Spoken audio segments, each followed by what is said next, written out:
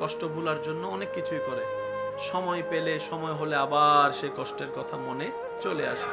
পৃথিবীর বুকে টেনশন রোগ থেকে বাঁচার জন্য কোনো তেমন ওষুধ, কিন্তু মনস্তবিজ্ঞানীরা, চিকিৎসা বিজ্ঞানের ভাষায় একটা থিওরি আবিষ্কার করা হয়েছে। আমি সবার মনোযোগ চাচ্ছি, বিশেষ করে আমার যুবক ভাই বোনেরা যদি শুনে থাকেন একটু খেয়াল করবেন।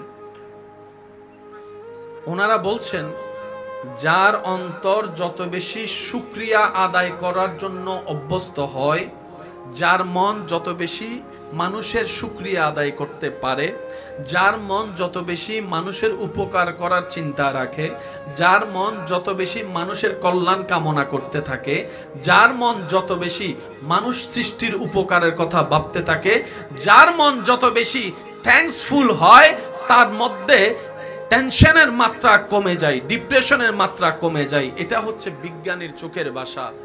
অথচ একই তত্ত্ব 1450 বছর আগে রাসূল পাক সাল্লাল্লাহু আলাইহি ওয়াসাল্লামের মাধ্যমে রব্বুল আলামিন আমাদেরকে সেই টেনশন রূপ থেকে মুক্তি থাকার ওষুধ দান করে দিয়েছেন। আপনি আপনার জীবনে 2টা সপ্তাহ উঠতে বসতে পক্ষে বিপক্ষে যাই হোক, মন মতো হোক কিংবা না হোক, আপনি আলহামদুলিল্লাহ শব্দটার প্র্যাকটিস করতে শুরু করেন। প্রথমে হয়তো মন থেকে বলাটা আসবে না, মুখ থেকে প্র্যাকটিসটা করা শুরু করুন। দেখবেন 3-4 দিন 5 দিন পর পর দেখবেন আপনার ভিতর আস্তে আস্তে আলহামদুলিল্লাহটা মন থেকে আসা শুরু হয়েছে। যখনই দেখবেন আপনার মুখের শুকরিয়াটা মনের সাথে কানেকশন লেগে শুকরিয়াটা যখন দিল থেকে আসা শুরু হবে, আপনার অশান্ত মনও শান্তির ব্যবস্থা হয়ে যাবে। বলেন সুবহান। আর মন যত শান্তি হবে, টেনশন তত, টেনশন যত কমবে তত প্রেসার তত ঠিক থাকবে, বাড়বেও না। জোরে বলেন না, বাড়বেও না। কারণ টেনশন করলে হাই প্রেসার ওয়ালার প্রেসার আর লো প্রেসার ওয়ালার প্রেসার, জোরে বলেন লো প্রেসারের প্রেসার বাড়লেও ক্ষতি, কমলেও ক্ষতি। ওষুধ খাইয়া তো তেমন কোনো ফায়দা হয় না, ওষুধের উপরে জীবন ধারণ করতে হয়। ওষুধের বিপক্ষে বলছি না, বলছি মুসলিম হিসেবে শুকরিয়ার কোটাটাও তা আদায় করতে হবে। যদি নিয়ামত বাড়াইতে চাই, তাহলে শুকরিয়ার অভ্যাস যদি করতে পারি, নিয়ামতে নিয়ামত বাড়বে, শান্তিতে শান্তি বাড়বে। বলেন সুবহান। ওষুধ ইসলামে আছে না নাই? আরেকটু জোরে বলেন, আছে না নাই? ইয়া আল্লাহ, আর কি করব? রব্বুল আলামিন বলে বেশি বেশি ইস্তেগফার করো, বেশি বেশি ক্ষমা চাও। সুবহানাল্লাহ, জোরে বলো। বেশি বেশি কি চাও? একদম সবাই বলে বেশি বেশি কি চাও? তওবা করো, ক্ষমা চাও, ইস্তেগফার করো। এখানে একটা কথা মনে রাখা সবারই দরকার, নবী রাহমাতুল্লিল আলামিন দৈনিক 100 বার আল্লাহর কাছে তওবা করতেন। একটু জোরে। ইস্তেগফার করতেন, তওবা করতেন। তওবার একটা মজার বিষয় কি জানেন? গুনাহগার যখন তওবা করে, তার গুনাহ কমতে থাকে, সওয়াব বাড়তে থাকে। কে তওবা করলে? গুনাহগার। আপনার আমার মতো মানুষ যদি তওবা করি, গুনার লেভেল যদি রবের দরবারে তওবা কবুল হয় আর কি, গুনার লেভেল একটু একটু আওয়াজ যদি দিই, গুনার লেভেল, সওয়াবের লেভেল বাড়তে থাকবে। গুনাহগার। আর যার গুনাহ নাই, উনি তওবা করলে, মনে করেন আপনার গুনাহ, তওবা করতে করতে গুনাহ আল্লাহ দয়া করে সব মাফ করে দিয়েছে, তারপর আপনি তওবা করতেই আছেন। এখন তো গুনাহ নাই। এবার রব বলে, গুনাহগার যদি তওবা করে, উনার গুনাহ মাফ, আর বেগুনাহওয়ালা তওবা করলে উনার মর্যাদা বৃদ্ধি হয়ে যাবে, সম্মান বৃদ্ধি হয়ে যাবে, নিয়ামত বৃদ্ধি হয়ে যাবে। বলেন না সুবহানাল্লাহ। তওবা করলে লস বলে কোনো শব্দ, জোরে বলেন লস বলে কোনো শব্দ। তওবা করলে দুনিয়াতেও লাভ, তওবা করলে আখিরাতের জন্য লাভ। বলেন না সুবহানাল্লাহ। তো কয়টা পেলাম? একটা হচ্ছে শুকরিয়া, আর একটা হচ্ছে ইস্তিগফার, তওবা করা। নামাজ হচ্ছে শুকরিয়ার অংশ।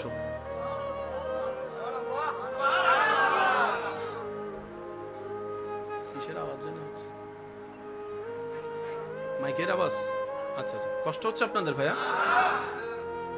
একটা হচ্ছে শুকরিয়া আর একটা হচ্ছে ইস্তেগফার। নামাজ হচ্ছে শুকরিয়ার অংশ। আচ্ছা, নামাজ জানি ডেইলি কয়বার? ভাইয়া যদি কষ্ট না হয় একটা আওয়াজ দেন, কয়বার? 6 বারও নয়, 10 বারও নয়, 5 বার। এই অঙ্কটা যদি বুঝতে পারে আমাদের দুনিয়াও সাকসেস হয়ে যাবে, আখিরাতও সাকসেস হয়ে যাবে। মনোযোগ যদি আপনাদের থাকে তাহলে আমি বলার চেষ্টা করব। অনুমতি আছে ইনশাআল্লাহ? দৈনিক কয় ঘন্টা? 24। বলি সারাদিনে কয় ঘন্টা? সবাই বলি সারাদিনে কয় ঘন্টা? 24 ঘন্টা। এই 24 ঘন্টার ভিতর যারা চাকরি করেন, ব্যবসা করেন, কয়টা থেকে কয়টা?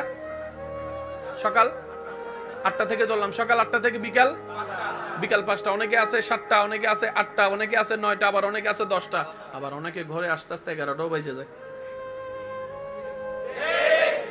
এবার ঘুমান কয় ঘন্টা? আপনাদেরটা আপনারা বলেন, ঘুমান কয় ঘন্টা? 6 ঘন্টা, আবার কে বলে 7 ঘন্টা। আচ্ছা ধরলাম 8 ঘন্টা। কয় ঘন্টা? এবার 24 থেকে 8 ঘন্টা ঘুম বাদ দিলে কত থাকে? জোরে বলেন। 16 ঘন্টা। কাজ করেন কয় ঘন্টা?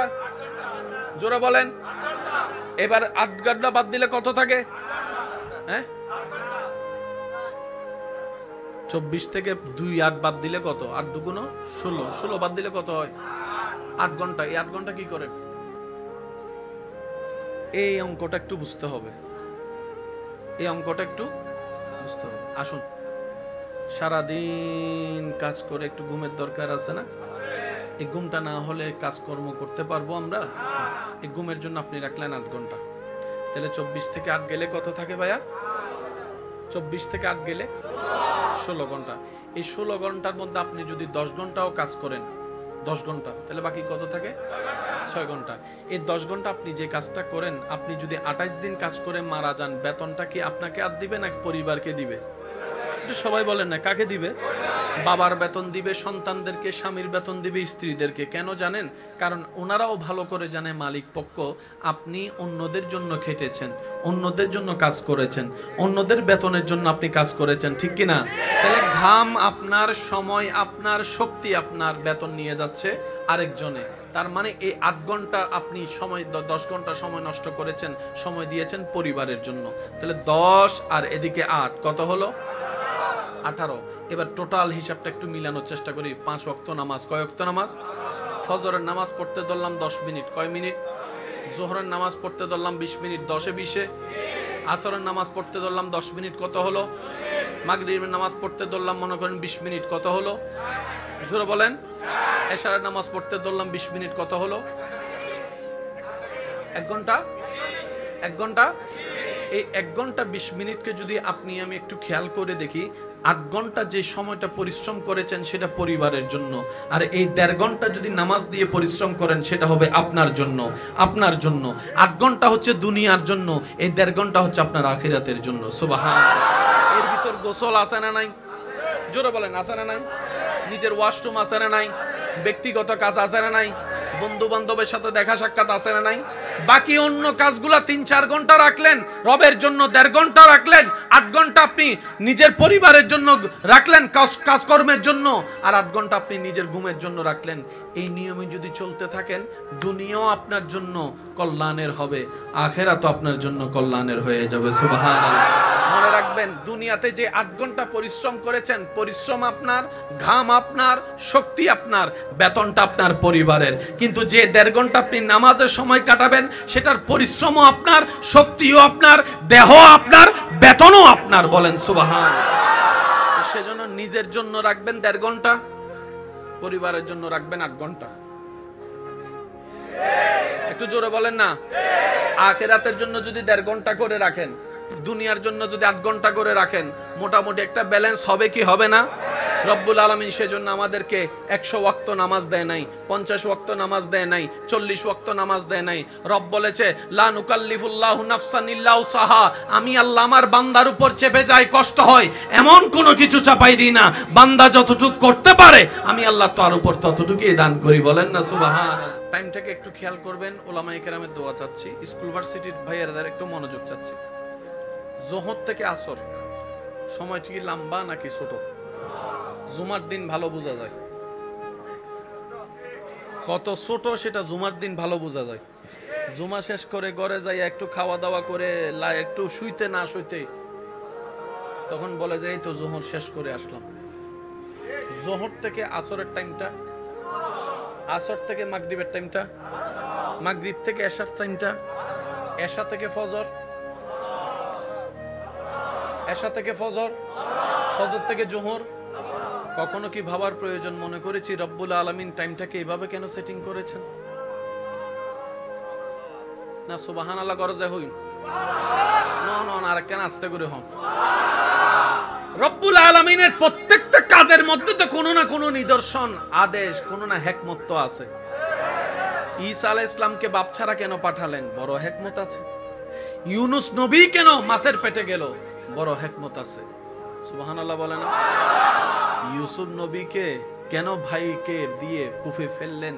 বড় হিকমত আছে। কেন নবীজি আসার আগে আব্বাকে তুলে নিলেন?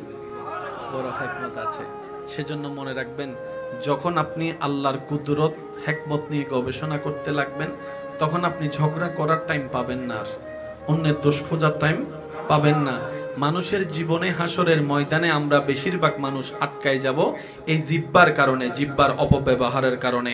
ওয়াইলুল লিকুল্লি হুমাজাতিল লুমাজা, এইভাবে আয়াত আল্লাহ কোনো বিষয়ের ব্যাপারে এইভাবে কঠোরতা বলেন নাই।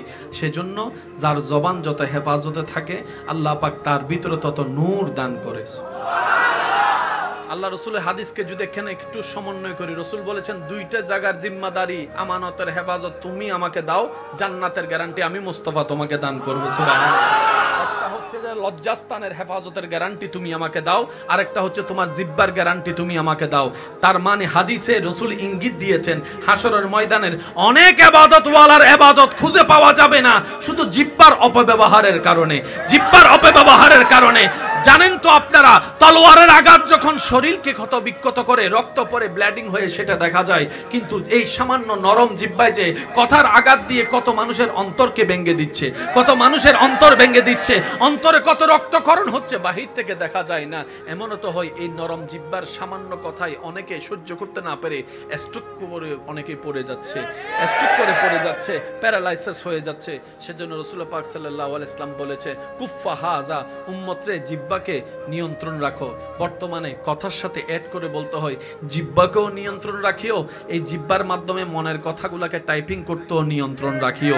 কারণ তোমার কথায় যেন মানুষ আমন কোনো কষ্ট না পায়, তোমার কথায় যেন মানুষ অপমানিত না হয়, তাহলে তুমি আমি মুস্তাফার উম্মত। বলেন না সুবহানাল্লাহ।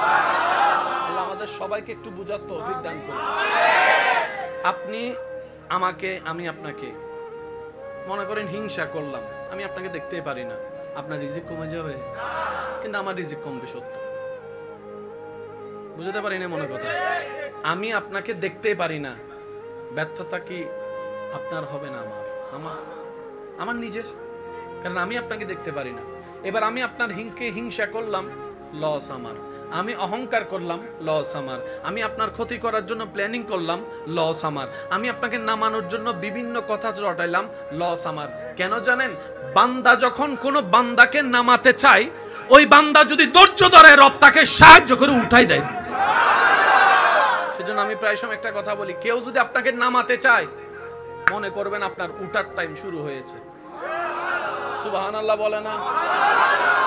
আপনাকে যদি কেউ নামাতে চায়, যখনই দেখবেন যেই হোক, আপনি বলবেন যে আল্লাহ তোমার দরবারে শুকরিয়া, এবার শুধু তোমার কাছে সাহায্য চাই, আমি যেন ধৈর্য ধরে তোমার প্রিয় হতে পারি। আমি ইবাদত করে করে লক্ষ বছর চেষ্টা করলেও তোমার প্রিয় বান্দা হতে পারবো না, কিন্তু আমি যদি বিপদে ধৈর্য ধরার মতো ধৈর্য ধরে, শুকরিয়া করার মতো শুকরিয়া করে, তোমার দরবারে সিজদা দিয়ে যদি তোমাকে রাজি করতে পারি, ওই 1000 বছরে যত পথ এগাতে পারবে না, এই ধৈর্য শুকরিয়ার কারণে তার চাইতে অনেক দূর পথে গিয়ে যেতে পারবে। নবীদের লিস্টিতে একটু মনোযোগ চাই, বান্দাদের লিস্টিতে নবীর মতো আল্লাহর কাছে প্রিয় কোনো বান্দা, রাসূলদের মতো কোনো প্রিয় বান্দা? একজন নবী রাসূল দেখান যার জীবনে কষ্ট নেই। জোরে জোরে জোরে। একজন নবী রাসূল দেখান যার জীবনে কঠিন পরীক্ষা আসে নাই। একজন নবী রাসূল দেখান যার জীবনে খাবার কষ্ট আসে নাই। একজন নবী রাসূল দেখান যার জীবনে অপমানের কষ্ট আসে নাই। একজন নবী রাসূল দেখান যার জীবনে আঘাতের কষ্ট আসে নাই।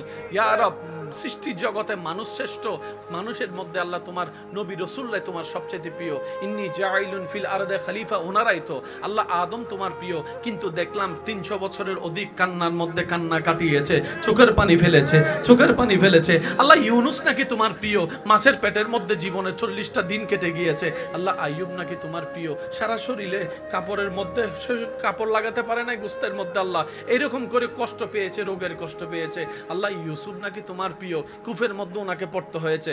রব বলে যে আমার প্রিয় বলেই তো তাদেরকে কষ্ট দিয়েছি, আমার প্রিয় বলেই তো কষ্ট দিয়েছি। আমি ফেরাউনকে রাজত্ব দিয়েছি, নমরুদকে আমি আল্লাহ রাজত্ব দিয়েছি। কিন্তু আমার নবীদের জীবনের মধ্যে দেখ, অনেকে ছাগল ছড়াইছে, কৃষি কাজ করেছে, অনেকে ভাতে ভাত পাই নাই, অনেকে শরীরের অসুস্থ ছিল। কেন জানিস? আমি দুনিয়াটা আমার মুমিনদের জন্য জেলখানা বানায় রেখেছি, জেলখানা বানিয়ে রেখেছি। যারা আমি রবকে পাওয়ার আশা রাখে, যারা আমি রবের সন্তুষ্টি পাওয়ার আশা রাখে, তারা যেন শুনে নেয়, তারা যেন জেনে নেয়, যারাই আমি রবকে চাইবে তাদের জন্যই অপমান, যারা আমি রবের ভালোবাসা চাইবে তাদের জন্যই অপমান, তাদের জন্যই দুঃখ, তাদের জন্যই কষ্ট। এত সব জেনে যারা আমি রবকে ভালোবাসতে চাইবে তাদের জন্যই পরকালে জান্নাত।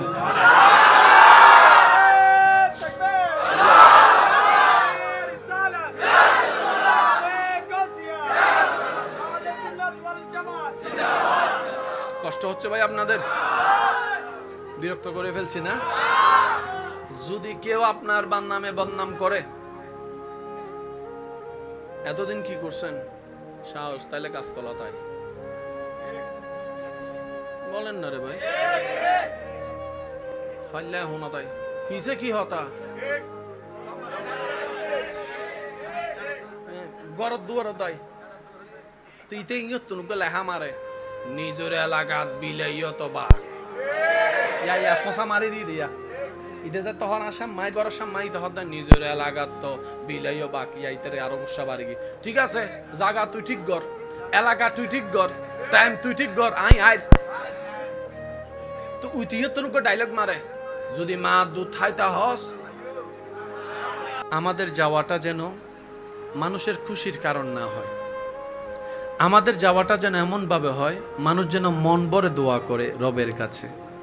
আমাদের জানাজায় উপস্থিত হয়ে জানাজার শেষ করে খাটিয়া যখন লাশ নিয়ে যখন নিয়ে যাওয়া হবে, দূর থেকে যেন মানুষ সেই শেষ যাত্রাটা দেখে যেন চোখের পানি ফেলে ফেলে বলতে থাকে, আল্লাহ তোমার জিম্মাদারি দান করলাম, তোমার জিম্মাদারিতে দিয়ে দিলাম। আল্লাহ আমার বন্ধুকে, আমার ভাইকে, আমার এলাকার মানুষকে তোমার জিম্মাদারির হেফাজতে ছেড়ে দিলাম, তোমার জিম্মাদারির হেফাজতে ছেড়ে দিলাম। আল্লাহ তুমি একটু দেখিও, তোমার রহমত দিয়ে একটু আবরণ করে রাখিও। আল্লাহ কবরের পরীক্ষাটা তার জন্য একটু সহজ করে দিও। আল্লাহ সে অন্ধকার সহ্য করতে পারে না, আজকে সে কবরের অন্ধকার, ভয়ানক অন্ধকার তার সামনে কিছুক্ষণ পরে পরীক্ষা হয়ে আসবে। আল্লাহ দুইজন ফেরেশতা ভয়ানক রূপ নিয়ে তার কাছে আসবে, কঠিন আওয়াজে প্রশ্ন করবে, আল্লাহ আমার এই এলাকার মানুষটা তা সহ্য করতে পারবে না, আল্লাহ তার জন্য প্রশ্নগুলো একটু আসান করে দিও, উত্তরটা তোমার রহমত দিয়ে দিও। এটাই হচ্ছে জীবনের সবচাইতে বড় সফলতা, এটাই হচ্ছে জীবনের সবচাইতে বড় পাওয়া। প্রত্যেকটা জানাজা আমাদেরকে শিক্ষা দেয়, আজকে তুমি তোমার চোখে যেমন অন্যের যাওয়াটা দেখছো, একদিন তুমি শুয়ে থাকবা, তোমার যাত্রাটা অন্যরা দেখবে, অন্যরা থাকবে। দুনিয়াতে থাকতে আসনি তোমরা, যাওয়ার জন্যই এসেছো। এই বুঝটা বুঝে প্রত্যেকটা কদমে রবকে খুশি করার চেষ্টার প্রয়াস যারা করে, ফিদ দুনিয়া হাসানাতাও ওয়া ফিল আখিরাতি হাসানাতাও, নবীর সুন্নতকে যে আমল করে জীবন সাজানোর চেষ্টা করে, দুনিয়াও তার জন্য নিয়ামত হয়ে যায়, আখিরাতও তার জন্য সুন্দর হয়ে যায়। সুবহানাল্লাহ। আল্লাহ তাআলা আমাদের সবাইকে মানুষের দোয়া নিয়ে কবরে যাওয়ার তৌফিক দান করুন। দ্বিতীয় নম্বর কথা, সবাইকে খুশি করতে যায়েন না, জীবন শেষ হয়ে যাবে। দুই কথার একটু মিল খুঁজে নেবেন। বর্তমানে তো নিজের রক্তের মানুষকেও খুশি রাখা যায় না, বাহিরের মানুষের কথা আর কি বলা যায়। যাকে খাওয়ানো হয় 2 বছর পরে সেই আঙ্গুল তুলে কথা বলে, কি করছস আমার জন্য তুই।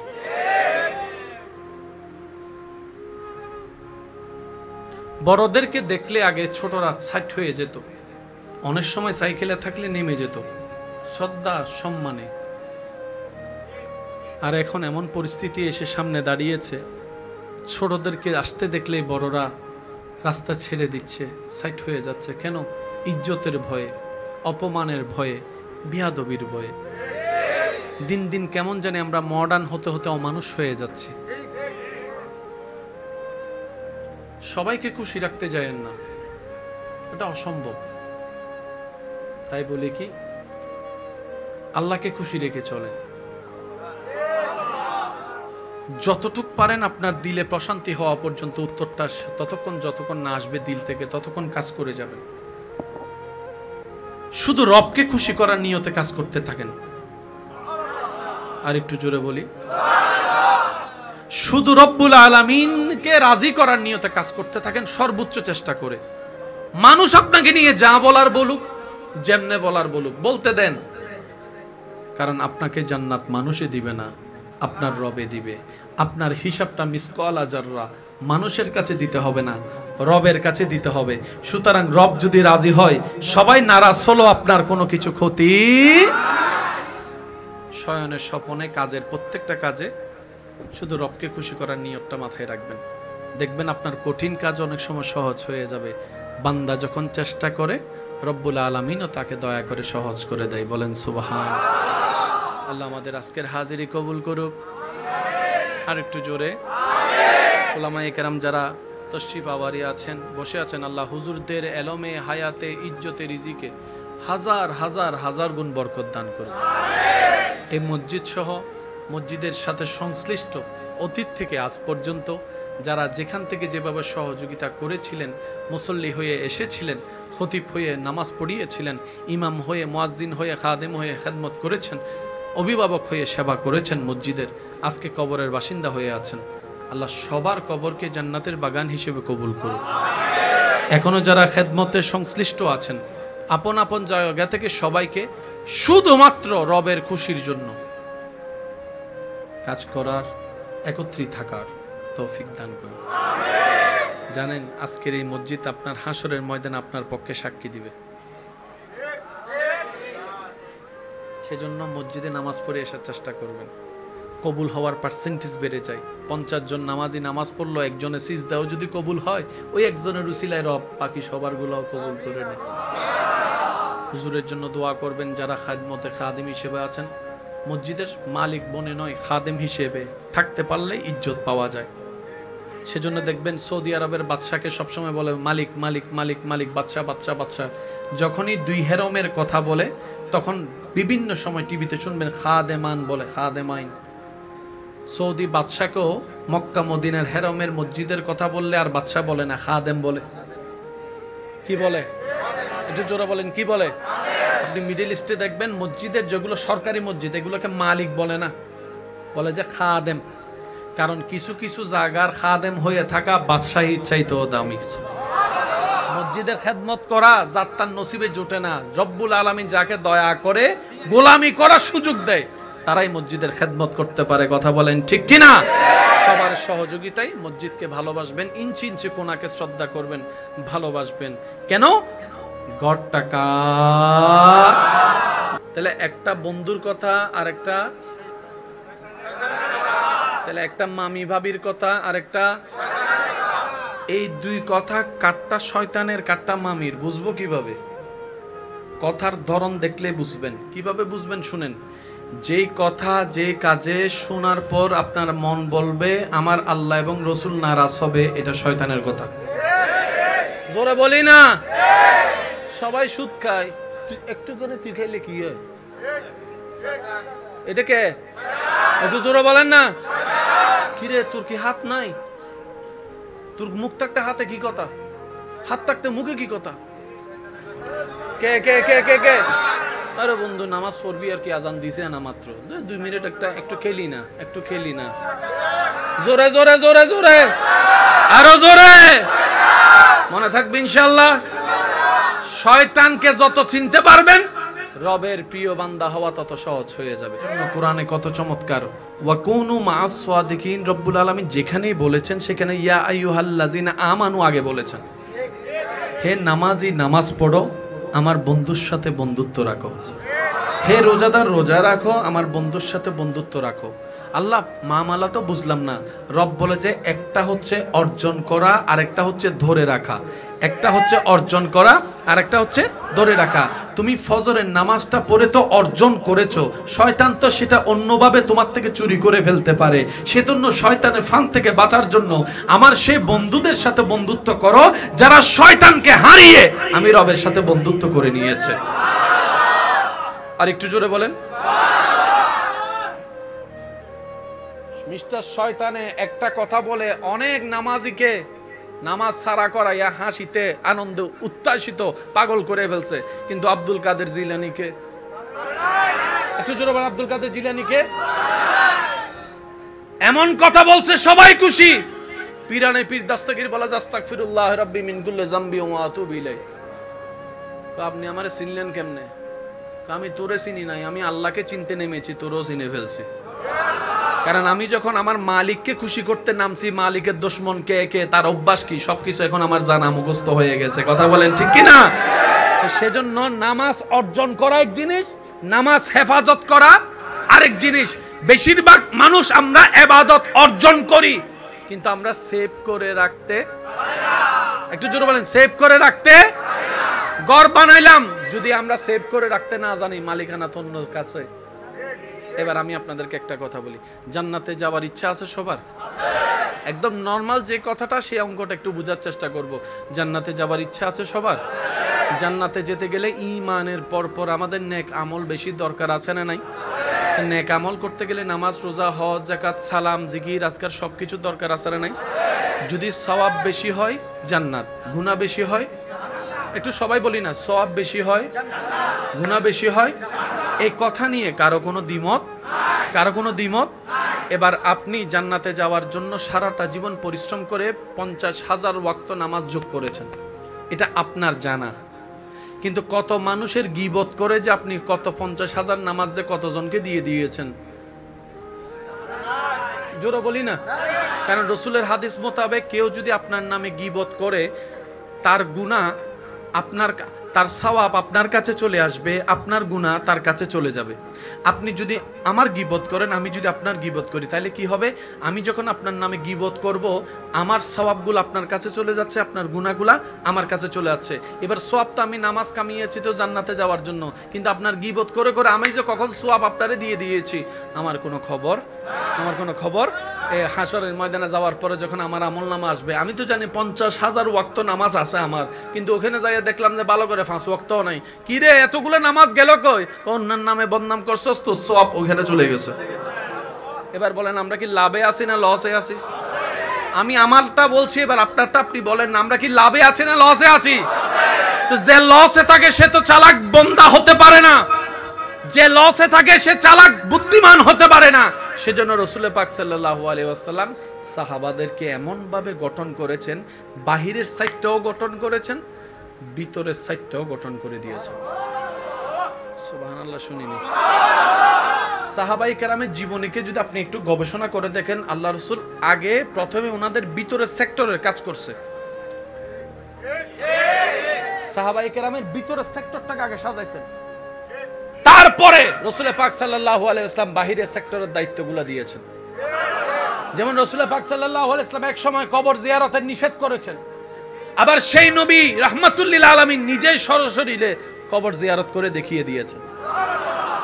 পার্থক্যটা কি? মনে রাখবেন, উসওয়াতুন হাসানা ওয়ালা নবী রাহমাতুল লিল আলামিন, যার 24 ঘন্টার প্রত্যেকটা সেকেন্ড ছিল ইন্নাকা বিআয়ুনিনা, ওই আয়াতের আমলে আল্লাহর কুদরতের চোখের সামনে, নজরের সামনে। সুবহানাল্লাহ। ওমা ইয়ানতিকু আনিল হাওয়া ইন হুয়া ইল্লা ওয়াহয়ুন ইউহা, নবীর বসাটা আল্লাহর হুকুম, নবীর চলাটা আল্লাহর হুকুম, নবীর শোয়াটা আল্লাহর হুকুম। সুবহানাল্লাহ।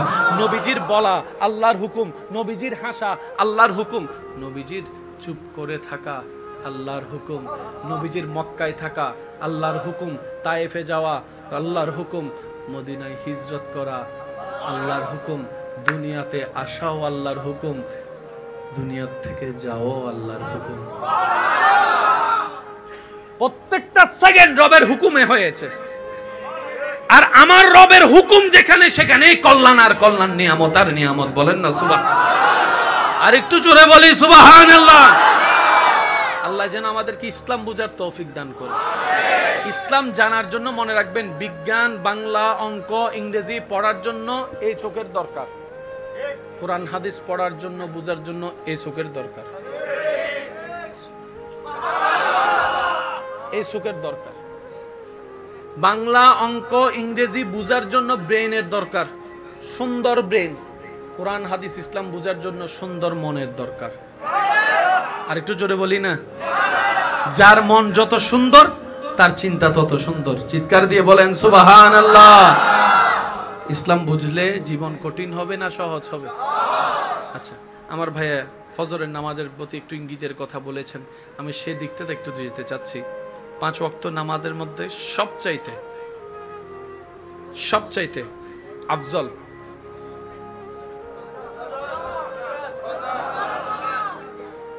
পাঁচটা জায়গায় নিয়ামতওয়ালা, কিন্তু ফজরকে একটু স্পেশাল করা হয় কেন? এটার সাথে শারীরিক, মানসিক, দৈনিকের প্রত্যেক দিনের কাজের শুরুটা জড়িত। সুবহানাল্লাহ বলি। আচ্ছা, আমি আপনাদেরকে একটা কথা বলবো, যার যেটা মন চায় সেটা উত্তর দিবেন। যার যেটা মন চায়। 24 ঘন্টা বাতাস আছে না নাই? কোন টাইমের বাতাস আপনাদের কাছে বেশি ভালো লাগে? আমি শুনি নাই। বিকালেও কিন্তু বাতাস থাকে, কিন্তু ফজরের বাতাসটা কেমন জানি একটু। 24টা ঘন্টা আকাশ আছে না নাই? কোন টাইমের আকাশটা বেশি ভালো লাগে? এখনো বাতাস আছে না নাই? নিঃশ্বাস নেওয়া যাচ্ছে কি যাচ্ছে না? কোন টাইমে নিঃশ্বাস নিলে মন শান্তি হয় বলেন?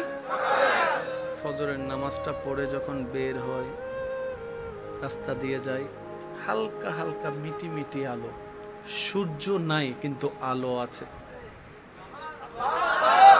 বিজ্ঞানের ভাইরা একটু খেয়াল করবেন, সূর্য কিন্তু এখনো দেখা যায় নাই, কিন্তু আলো, এটা হচ্ছে সূর্যের ছায়ার আলো যেটাকে বলা হয়। মানে সূর্য আসতেছে, আগাম সংবাদ। না গরম না বেশি শীত, বাতাস পরিষ্কার, মাঝে মধ্যে একটু ঘ্রাণও লাগে। যদি আমি ভুল বলে না থাকি, বাতাসের মধ্যে কেমন যেন একটা অন্যরকম একটা ঘ্রাণ। আর যদি রাস্তাটা হয় গ্রামের মেঠোপথের রাস্তা, দৃশ্যটা যদি হয় গ্রামের সেই ধানের উপরে শিশির জমা, সুবহানাল্লাহ বলি না, দৃশ্যটা যদি হয় যেদিক থেকে সূর্য উঠছে কুয়াশার চাদরে ঢাকা, চোখেরও শান্তি, মনেরও শান্তি। এবার ডাক্তাররা বলে সকালবেলার সেই ভোরবেলার বাতাসটা মানুষের শরীরের জন্য উপকারী, ব্রেনের জন্য উপকারী। বলেন না সুবহানাল্লাহ। শরীরের জন্য উপকার সে সকালের বাতাস, ব্রেনের জন্য উপকার সে সকালের বাতাস। সেজন্য অনেক ভাইরা হয়তো আমার সাথে একমত হবেন, ফজরের পড়াটা,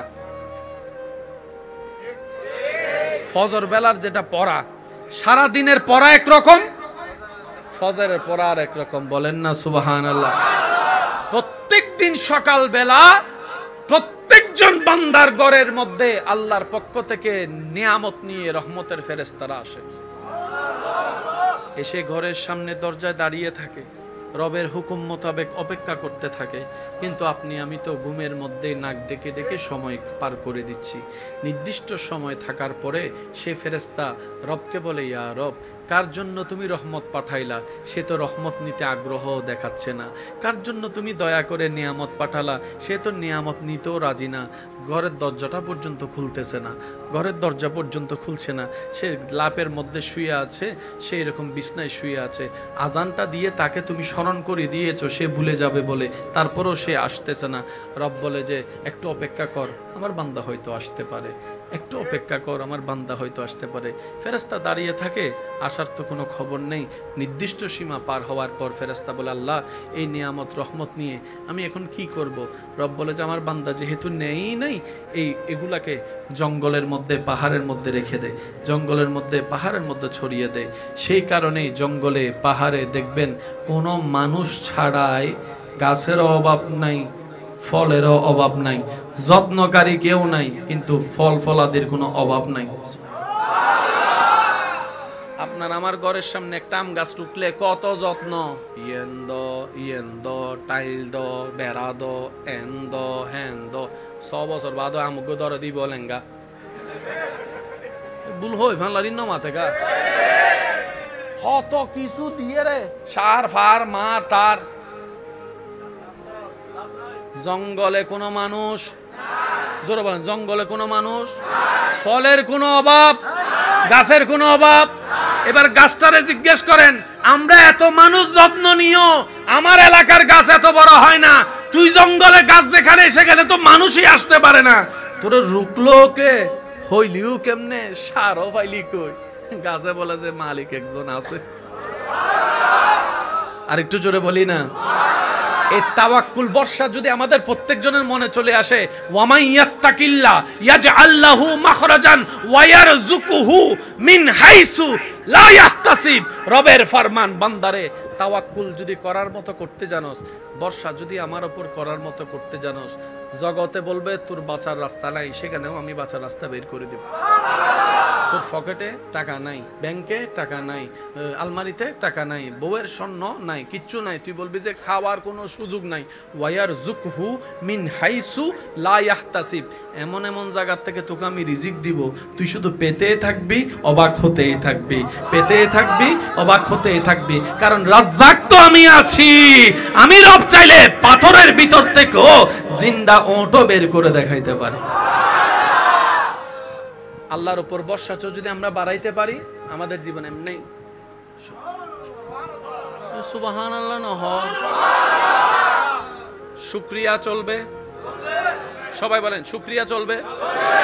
পাইলো আলহামদুলিল্লাহ। মন থেকে বলেন, মুখ থেকে বলার যে অভ্যাসটা হচ্ছে এটা যেন মন থেকে আসে, চেষ্টা করেন। পাইলো আলহামদুলিল্লাহ, না পাইলো আলহামদুলিল্লাহ। আবার বলেন পাইলো আলহামদুলিল্লাহ, না পাইলো আলহামদুলিল্লাহ। আল্লাহ দিল আলহামদুলিল্লাহ, আল্লাহ না দিল আলহামদুলিল্লাহ। সর্বাবস্থায় সবাই বলেন সর্বাবস্থায়, সর্বাবস্থায় আলহামদুলিল্লাহ বললে লস না লাভ? যারা লাভ চাই তারা আলহামদুলিল্লাহ বলার চেষ্টা করব ইনশাআল্লাহ।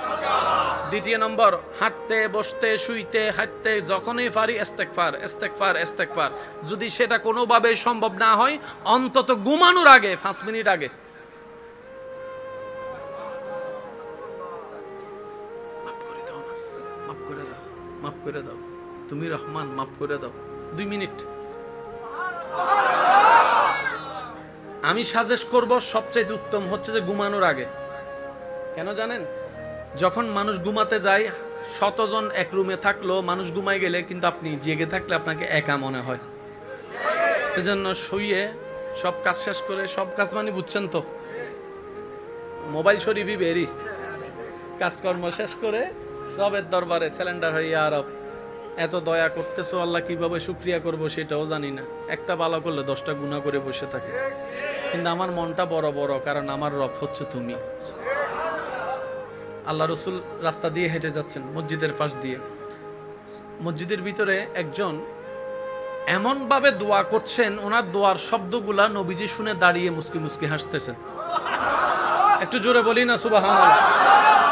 একজন বান্দা রবের কাছে দোয়া করছেন, নবী রাহমাতুল লিল আলামিন আল্লাহর হাবিব নবী পাশ দিয়ে যাচ্ছেন, ওনার শব্দে দোয়ার শব্দগুলা শুনে নবীজি দাঁড়িয়ে মুস্কি মুস্কি হাসতেছেন।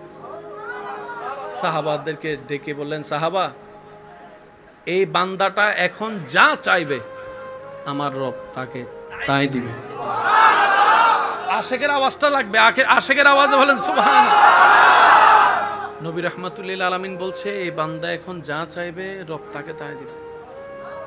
সাহাবায়ে কেরাম তো জানেন, প্রশ্ন করতেই থাকতেন, কারণ ওনারা জানতেন ওনাদের প্রশ্নগুলো আমাদের হাজার রাস্তা সহজ করে দিবে।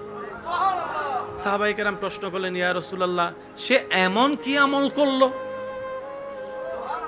সে এমন কি কাজ করলো যে রবের কাছে যা চাইবে তাই দিবে? নবী বলছেন, তার বলার ধরনটাই ছিল এত আদরের, তার বলার ধরনটাই ছিল এত মধুর। ইয়া রাসূলুল্লাহ কি বললেন? ও কি বলল? বলে যে সে বলছে রবের কাছে, আল্লাহুম্মা ইন্নী আসআলুকা আল্লাহ আমি শুধু তোমার কাছে চাই। কেন চাই আল্লাহ জানো? কারণ তুমিই তো আমার আল্লাহ। সুবহানাল্লাহ, জোরে বলেন। আল্লাহ আমি শুধু তোমার কাছে চাই কারণ তুমি আমার আল্লাহ, আমার অধিকার আছে তোমার কাছে চাওয়ার। আবদার করে রবের কাছে চাচ্ছে, আল্লাহুম্মা ইন্নী আসআলুকা, আল্লাহ তুমি আমার আল্লাহ বলে আমি তোমার কাছে চাচ্ছি, তুমি আমার দাতা বলে আমি তোমার কাছে চাচ্ছি। তার আবদার করে কথা বলাটা রবের কাছে এত পছন্দ হয়েছে, রব খুশি হয়েছে, সে এখন যা চাইতে থাকবে রব তাকে দিতেই থাকবে। সুবহানাল্লাহ। আমাদের সে প্রেমও নাই, সেজন্য কোরআনে কত চমৎকার ওয়াকুনু মাআস সাদিকিন, রব্বুল আলামিন যেখানেই বলেছেন সেখানে ইয়া আইয়ুহাল্লাযিনা আমানু আগে বলেছেন। হে নামাজি নামাজ পড়ো, আমার বন্ধুর সাথে বন্ধুত্ব রাখো। হে রোজাদার রোজা রাখো, আমার বন্ধুর সাথে বন্ধুত্ব রাখো।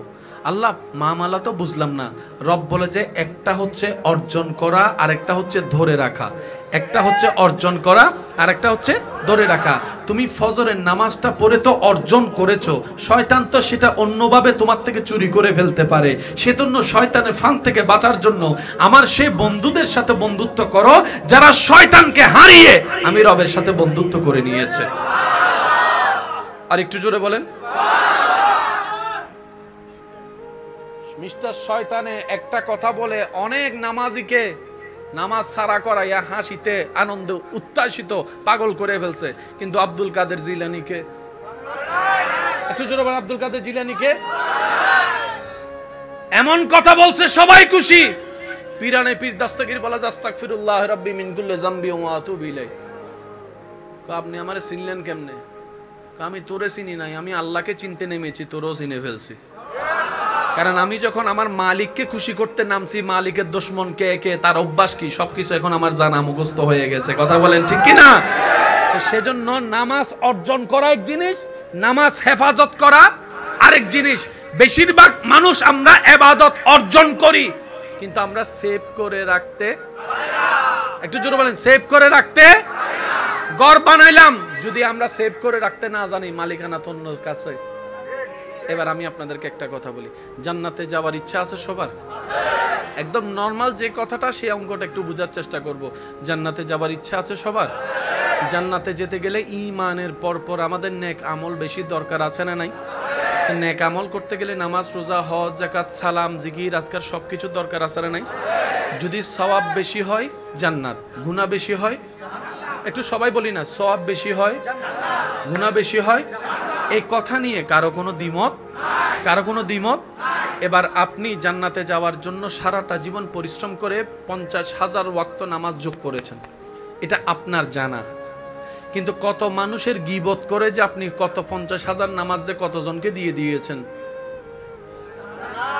জোরে বলি না। কারণ রসুলের হাদিস মোতাবেক কেউ যদি আপনার নামে গীবত করে, তার গুনাহ আপনার, তার সওয়াব আপনার কাছে চলে আসবে, আপনার গুনাহ তার কাছে চলে যাবে। আপনি যদি আমার গীবত করেন, আমি যদি আপনার গীবত করি, তাহলে কি হবে? আমি যখন আপনার নামে গীবত করব, আমার সওয়াবগুলো আপনার কাছে চলে যাচ্ছে, আপনার গুনাহগুলা আমার কাছে চলে যাচ্ছে। এবার সওয়াব তো আমি নামাজ কামিয়েছি তো জান্নাতে যাওয়ার জন্য, কিন্তু আপনার গীবত করে করে আমি যে কখন সওয়াব আপনারে দিয়ে দিয়েছি আমার কোনো খবর, আমার কোনো খবর। হাসরের ময়দানে যাওয়ার পরে যখন আমার আমলনামা আসবে, আমি তো জানি 50,000 ওয়াক্ত নামাজ আছে আমার, কিন্তু ওখানে যাইয়া দেখলাম যে ভালো করে 5 ওয়াক্তও নাই। কি রে, এতগুলো নামাজ গেল কই? অন্যের নামে বদনাম করছস তো, সওয়াব ওখানে চলে গেছে। এবার বলেন আমরা কি লাভে আছি না লসে আছি? আমি আমারটা বলছি, এবার আপনারটা আপনি বলেন না, আমরা কি লাভে আছি না লসে আছি? তো যে লসে থাকে সে তো চালাক বান্দা হতে পারে না, যে লসে থাকে সে চালাক বুদ্ধিমান হতে পারে না। সেজন্য রাসূল পাক সাল্লাল্লাহু আলাইহি ওয়াসাল্লাম সাহাবাদেরকে এমন ভাবে গঠন করেছেন, বাহিরের সাইডটাও গঠন করেছেন, ভিতরের সাইডটাও গঠন করে দিয়েছেন। সুবহানাল্লাহ, শুনিনি? সাহাবায়ে কেরামের জীবনীকে যদি আপনি একটু গবেষণা করে দেখেন, আল্লাহ রাসূল আগে প্রথমে ওনাদের ভিতরের সেক্টরের কাজ করছে। সাহাবায়ে কেরামের ভিতরের সেক্টরটাকে আগে সাজাইছেন, তারপরে রাসূল পাক সাল্লাল্লাহু আলাইহি ওয়াসাল্লাম বাহিরের সেক্টরের দায়িত্বগুলো দিয়েছেন। যেমন রাসূল পাক সাল্লাল্লাহু আলাইহি ওয়াসাল্লাম এক সময় কবর জিয়ারতের নিষেধ করেছেন, আবার সেই নবী রাহমাতুল লিল আলামিন নিজেই সরাসরি কবর জিয়ারত করে দেখিয়ে দিয়েছেন। পার্থক্য পার্থক্যটা কি মনে রাখবেন, উসওয়াতুন হাসানা ওয়ালা নবী রাহমাতুল লিল আলামিন, যার 24 ঘন্টার প্রত্যেকটা সেকেন্ড ছিল ইন্নাকা বিআয়ুনিনা, ওই আয়াতের আমলে আল্লাহর কুদরতের চোখের সামনে, নজরের সামনে, সুবহানাল্লাহ। ওমা ইয়ানতিকু আনিল হাওয়া ইন হুয়া ইল্লা ওয়াহয়ুন ইউহা, নবীর বসাটা আল্লাহর হুকুম, নবীর চলাটা আল্লাহর হুকুম, নবীর শোয়াটা আল্লাহর হুকুম, সুবহানাল্লাহ। নবীজির বলা আল্লাহর হুকুম, নবীজির হাসা আল্লাহর হুকুম, নবীজির চুপ করে থাকা আল্লাহর হুকুম, নবীজির মক্কায় থাকা আল্লাহর হুকুম, তায়েফে যাওয়া আল্লাহর হুকুম, মদিনায় হিজরত করা আল্লাহর হুকুম, দুনিয়াতে আসাও আল্লাহর হুকুম, দুনিয়া থেকে যাও আল্লাহর হুকুম। প্রত্যেকটা সেকেন্ড রবের হুকুমে হয়েছে। আর আমার রবের হুকুম যেখানে সেখানেই কল্যাণ আর কল্যাণ, নিয়ামত আর নিয়ামত। বলেন না সুবহানাল্লাহ। আর একটু জোরে বলি সুবহানাল্লাহ। আল্লাহ যেন আমাদেরকে ইসলাম বুঝার তৌফিক দান করে। ইসলাম জানার জন্য মনে রাখবেন, বিজ্ঞান, বাংলা, অঙ্ক, ইংরেজি পড়ার জন্য এই চোখের দরকার, কোরআন হাদিস পড়ার জন্য, বুঝার জন্য এই চোখের দরকার, এই চোখের দরকার। বাংলা, অঙ্ক, ইংরেজি বুঝার জন্য ব্রেইনের দরকার, সুন্দর ব্রেন। কোরআন হাদিস ইসলাম বুঝার জন্য সুন্দর মনের দরকার। আর একটু জোরে বলি না, যার মন যত সুন্দর তার চিন্তা তত সুন্দর। চিৎকার দিয়ে বলেন সুবহানাল্লাহ। ইসলাম বুঝলে জীবন কঠিন হবে না সহজ হবে? আচ্ছা, আমার ভাইয়া ফজরের নামাজের প্রতি একটু ইঙ্গিতের কথা বলেছেন, আমি সেই দিকটাতে একটু যেতে চাচ্ছি। 5 ওয়াক্ত নামাজের মধ্যে সবচাইতে আফজল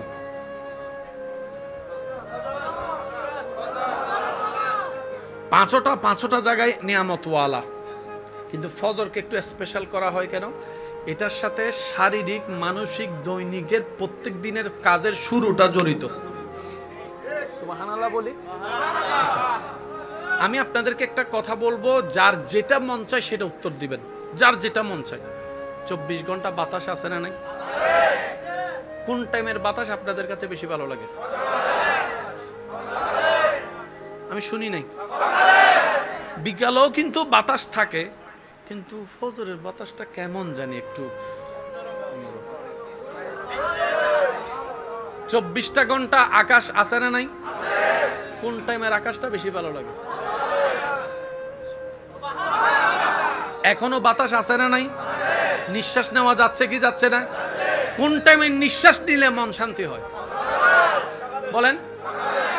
ফজরের নামাজটা পড়ে যখন বের হয়, রাস্তা দিয়ে যায়, হালকা হালকা মিটি মিটি আলো, সূর্য নাই কিন্তু আলো আছে। বিজ্ঞানের ভাইরা একটু খেয়াল করবেন, সূর্য কিন্তু এখনো দেখা যায় নাই, কিন্তু আলো, এটা হচ্ছে সূর্যের ছায়ার আলো যেটাকে বলা হয়। মানে সূর্য আসতেছে, আগাম সংবাদ। না গরম না বেশি শীত, বাতাস পরিষ্কার, মাঝে মধ্যে একটু ঘ্রাণও লাগে। যদি আমি ভুল বলে না থাকি, বাতাসের মধ্যে কেমন যেন একটা অন্যরকম একটা ঘ্রাণ। আর যদি রাস্তাটা হয় গ্রামের মেঠোপথের রাস্তা, দৃশ্যটা যদি হয় গ্রামের সেই ধানের উপরে শিশির জমা, সুবহানাল্লাহ বলি না, দৃশ্যটা যদি হয় যেদিক থেকে সূর্য উঠছে কুয়াশার চাদরে ঢাকা, চোখেরও শান্তি, মনেরও শান্তি। এবার ডাক্তাররা বলে সকালবেলার সেই ভোরবেলার বাতাসটা মানুষের শরীরের জন্য উপকারী, ব্রেনের জন্য উপকারী। বলেন না সুবহানাল্লাহ। শরীরের জন্য উপকার সে সকালের বাতাস, ব্রেনের জন্য উপকার সে সকালের বাতাস। সেজন্য অনেক ভাইরা হয়তো আমার সাথে একমত হবেন, ফজরের পড়াটা, ফজর বেলার যেটা পড়া, সারা দিনের পড়া একরকম, ফজরের পড়া আর একরকম। বলেন না সুবহানাল্লাহ। প্রত্যেকদিন সকাল বেলা প্রত্যেকজন বান্দার ঘরের মধ্যে আল্লাহর পক্ষ থেকে নিয়ামত নিয়ে রহমতের ফেরেশতারা আসে, এসে ঘরের সামনে দরজায় দাঁড়িয়ে থাকে, রবের হুকুম মোতাবেক অপেক্ষা করতে থাকে। কিন্তু আপনি আমি তো ঘুমের মধ্যে নাক ডেকে ডেকে সময় পার করে দিচ্ছি। নির্দিষ্ট সময় থাকার পরে সে ফেরেশতা রবকে বলে, ইয়া রব, কার জন্য তুমি রহমত পাঠাইলা সে তো রহমত নিতে আগ্রহ দেখাচ্ছে না। কার জন্য তুমি দয়া করে নিয়ামত পাঠালা সে তো নিয়ামত নিতেও রাজি না। ঘরের দরজাটা পর্যন্ত খুলতেছে না, ঘরের দরজা পর্যন্ত খুলছে না। সে লাপের মধ্যে শুয়ে আছে, সে এরকম বিছনায় শুয়ে আছে। আজানটা দিয়ে তাকে তুমি স্মরণ করে দিয়েছো সে ভুলে যাবে বলে, তারপরও সে আসতেছে না। রব বলে যে একটু অপেক্ষা কর, আমার বান্দা হয়তো আসতে পারে, একটু অপেক্ষা কর, আমার বান্দা হয়তো আসতে পারে। ফেরেশতা দাঁড়িয়ে থাকে, আসার তো কোনো খবর নেই। নির্দিষ্ট সীমা পার হওয়ার পর ফেরেশতা বলে, আল্লাহ এই নিয়ামত রহমত নিয়ে আমি এখন কি করব? রব বলে যে আমার বান্দা যেহেতু নেই নাই, এগুলাকে জঙ্গলের মধ্যে পাহাড়ের মধ্যে রেখে দে, জঙ্গলের মধ্যে পাহাড়ের মধ্যে ছড়িয়ে দে। সেই কারণেই জঙ্গলে পাহাড়ে দেখবেন কোনো মানুষ ছাড়াই গাছেরও অভাব নাই, ফলেরও অভাব নাই, যত্নকারী কেউ নাই, কিন্তু ফল ফলাদির কোনো অভাব নাই। আপনার আমার ঘরের সামনে একটা আম গাছ টুকলে কত যত্ন, ইয়েন্দ টাইল দ বেড়া দ এন্দ হ্যান্দ, 6 বছর বাদ আমুক ধরে দিব লেঙ্গা ভুল হই ফানলারি নামা থেকে হত কিছু দিয়ে রে, সার ফার মা তার। জঙ্গলে কোনো মানুষ, জোরে বলেন, জঙ্গলে কোনো মানুষ, ফলের কোনো অভাব, গাছের কোনো অভাব। এবার গাছটারে জিজ্ঞেস করেন, আমরা এত মানুষ যত্ন নিও, আমার এলাকার গাছ এত বড় হয় না, তুই জঙ্গলে গাছ যেখানে সেখানে তো মানুষই আসতে পারে না, তোরে রুকলো কে, হইলিও কেমনে, সারও পাইলি কই? গাছে বলে যে মালিক একজন আছে। আর একটু জোরে বলি না, এই তাওয়াক্কুল বর্ষা যদি আমাদের প্রত্যেকজনের মনে চলে আসে, ওয়ামাই ইয়াত্তাকিল্লাহ ইয়াজআল লাহু মাখরাজান ওয়া ইয়ারযুকুহু মিন হাইসু লা ইয়াহতাসিব। রবের ফরমান, বান্দারে তাওয়াক্কুল যদি করার মতো করতে জানোস, বর্ষা যদি আমার উপর করার মতো করতে জানোস, জগতে বলবে তোর বাঁচার রাস্তা নাই, সেখানেও আমি বাঁচার রাস্তা বের করে দিব। তোর পকেটে টাকা নাই, ব্যাংকে টাকা নাই, আলমারিতে টাকা নাই, বউয়ের স্বর্ণ নাই, কিচ্ছু নাই, তুই বলবি যে খাওয়ার কোনো সুযোগ নাই। ওয়ায়ারযুকহু মিন হাইসু লা ইয়াহতাসিব, এমন এমন জায়গা থেকে তোকে আমি রিজিক দিব, তুই শুধু পেতেই থাকবি, অবাক হতেই থাকবি, পেতেই থাকবি, অবাক হতেই থাকবি। কারণ রাজ্জাক তো আমি আছি, আমি রব চাইলে পাথরের ভিতর থেকেও জিন্দা ওঁটও বের করে দেখাইতে পারি। আল্লাহর উপর ভরসা যদি আমরা বাড়াইতে পারি, আমাদের জীবনে এমনি সুবহানাল্লাহ নহ, শুকরিয়া চলবে। সবাই বলেন শুকরিয়া চলবে। পাইলো আলহামদুলিল্লাহ।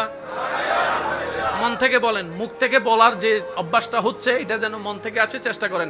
পাইলো আলহামদুলিল্লাহ, না পাইলো আলহামদুলিল্লাহ। আবার বলেন পাইলো আলহামদুলিল্লাহ, না পাইলো আলহামদুলিল্লাহ। আল্লাহ দিল আলহামদুলিল্লাহ, আল্লাহ না দিল আলহামদুলিল্লাহ। সর্বাবস্থায়, সবাই বলেন সর্বাবস্থায়, সর্বাবস্থায় আলহামদুলিল্লাহ বললে লস না লাভ? যারা লাভ চায় তারা আলহামদুলিল্লাহ বলার চেষ্টা করব ইনশাআল্লাহ। দ্বিতীয় নম্বর, হাঁটতে বসতে শুইতে হাঁটতে যখনই পারি ইস্তেগফার, ইস্তেগফার, ইস্তেগফার। যদি সেটা কোনোভাবে সম্ভব না হয়, অন্তত ঘুমানোর আগে 5 মিনিট আগে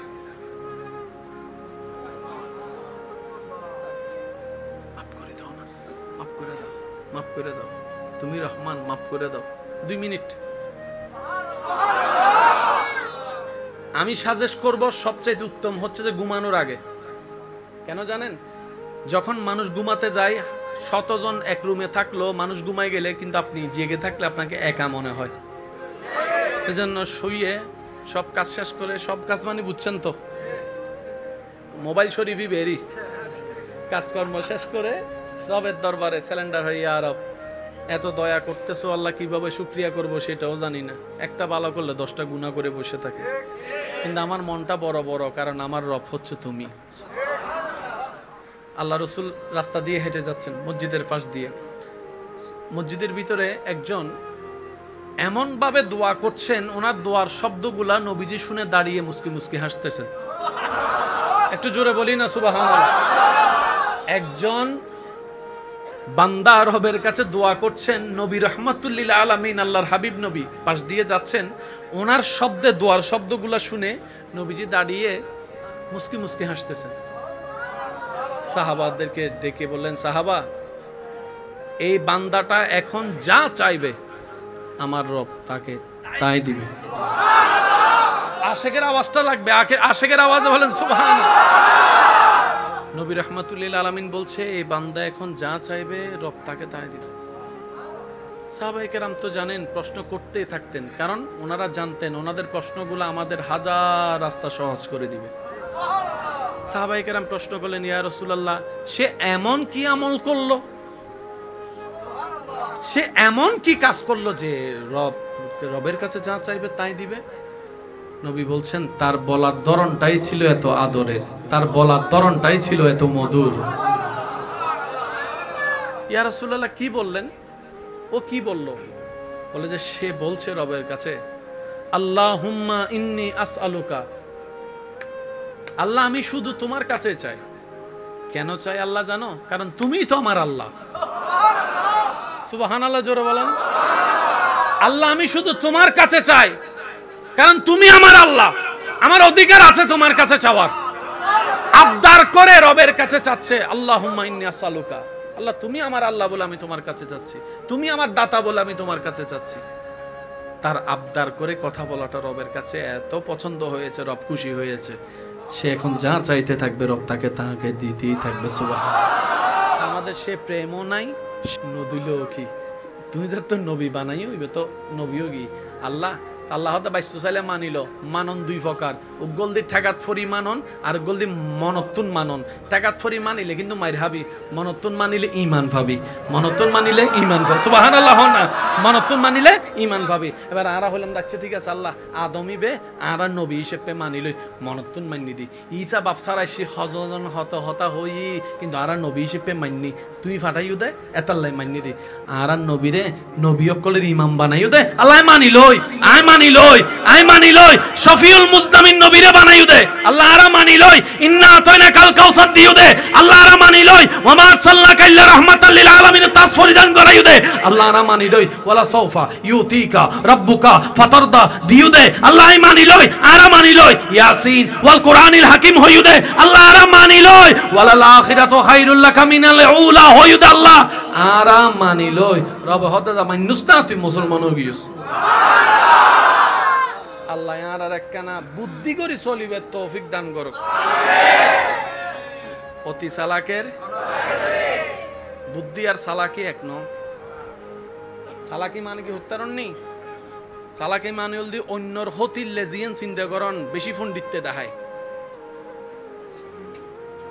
মামলা কান দেশন এইটার নামে বাজি যে বুত আছে না, আল্লাহ হয়তো তুই আর বান্দারে গর্ত ফলাই বেললে চালাকি করছিস, যে গর্ত হওয়া খুঁজছিস, আল্লাহ তিন খুঁজছি সদাই তোরে গর্ত ফলাই বেললে 3 তারিখকে নৌ করলি এবার যা